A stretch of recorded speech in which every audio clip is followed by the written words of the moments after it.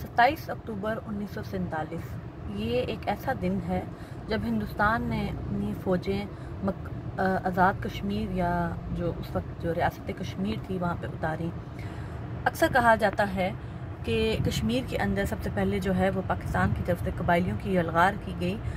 और आज़ाद कश्मीर का जो मुरब्बा है 4000 मुरब्बा मील, इसको आज़ाद करवाया गया। अगर कबाइली ना आते तो शायद उनकी रियासत जो थी हरी सिंह की वो ना टूटती और आज कश्मीर एक खुद मुख्तार रियासत होता। मेरी कोशिश होगी कि मैं आपको इसके पस मंज़र जो उस वक्त के हक़ाइक़ थे मैं उसके बारे में आपको तफ़सीलन जो है वो एक वीलॉग में बता सकूं और आपको पता चले कि जो गैरतमंद मुसलमान हैं वो कभी भी किसी हिंदू, सिख या यहूदी या कोई भी ऐसा शख्स हो वो उसकी हुक्मरानी को तस्लीम नहीं करते। और एक ऐसी हुक्मरानी को तो बिल्कुल भी तस्लीम नहीं किया जा सकता कि जो कश्मीरी लोगों को भेड़ बकरियों की तरह ख़रीदा गया। और अंग्रेज़ जो 1857 में जब पूरे बरसगीर पे काबिज़ हो गए थे तो उसी तरह वो कश्मीर और जम्मू भी जो है वो उनके कंट्रोल में था, गिलगित बल्तिस्तान भी उनके कंट्रोल में था। अक्सर लोगों को अगर आपने देखा हो तो वो कहते हैं कि कबाइली अगर यलगार ना करते तो आज हमारी एक रियासत जो है वो हरी सिंह की वो मौजूद होती और ये इसकी तकसीम ना होती। तो मैं ये समझती हूँ कि अगर आप देखें इस वक्त के हालात तो तकसीम तो मेरा ख़्याल है 1947 से हो चुकी है और आधा हिस्सा जो है हमारा वो इस वक्त हिंदुस्तान के कब्ज़े में और जहाँ पे जितने मुजालिम हो रहे हैं उनके ऊपर बात पूरी दुनिया करती है, लेकिन ये है कि ना वहाँ पे रेफरेंडम करवाया जा रहा है, ना ही कश्मीरियों के हकूक़ की जो वहाँ पे पामाली होती है उस पर बात की जाती है। दूसरी तरफ अगर आप देखें तो हमारा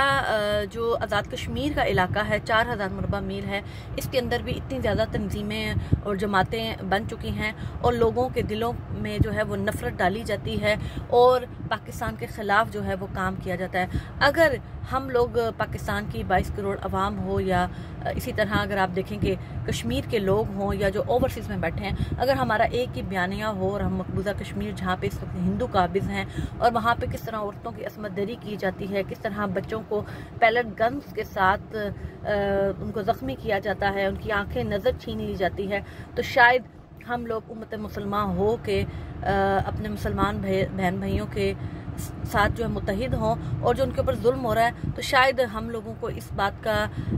एहसास भी हो और शायद इसका हमें फ़ायदा भी हो कि हिंदुस्तान को क्या पूरी दुनिया में जहाँ पे मुसलमानों पे जुल्म हो रहा है उसका मुंह तोड़ जवाब हो। तो मैं सिर्फ एक बात कहना चाहती हूँ कि ये जो कबाइलियों की यलगार की बात की जाती है मैं सिर्फ एक बात समझती हूँ कि आज का भी अगर आप दौर देख लें तो अफ़गानिस्तान में अल्लाह ताला ने अगर उनको फ़तह या भी नसीब की है तो वो किस बेस पे की है कि वो ईमान पे काबिज़ थे। अगर कबाइली वहाँ पे आए थे तो अगर उन्होंने कब्ज़ा करना होता तो 1947 में वो कब्ज़ा कर चुके होते और आज ये कश्मीरी वहाँ पे अपनी हुकूमत ना कर रहे होते बल्कि वहाँ पे अफ़गानी हुकूमत कर रहे होते। अगर आप देखें, अगर आप तारीख़ के झरोकों में भी झांकें तो शाह अब्दाली जो है वो उन्होंने 2 मरतबा हुकूमत यहाँ पे की है। बरसगीर में अगर 800 साल तक जो हुकूमत मुग़लों की रही है तो मुग़ल जो है वो उनके कंट्रोल में कश्मीर रहा है। जब रंजीत सिंह की हुकूमत थी आपको पता ही होगा तख्ते लाहौर उसके कंट्रोल में था, तो तब भी अगर आप देखें तो कश्मीर उसके कंट्रोल में था। और डोगरों की अगर 101 साल हुकूमत थी तो अब वो ख़त्म हो चुकी है। तो हम लोग जो हैं जब हम ये बात करते हैं इस्लामी रियासत पाकिस्तान तो उस वक्त भी ये एक बरसगीर था और बरसगीर के 2 नाम जो हैं वो हुए, एक हिंदुस्तान और एक पाकिस्तान। लेकिन यहाँ पे भी वही लोग आज भी मौजूद हैं, उनकी नस्लें मौजूद हैं जो उस वक्त भी थी। कश्मीर का जो एक टुकड़ा है वो कोई आसमान से उतर के नहीं आया हुआ, वो भी इसी ज़मीन के साथ जुड़ा हुआ है। और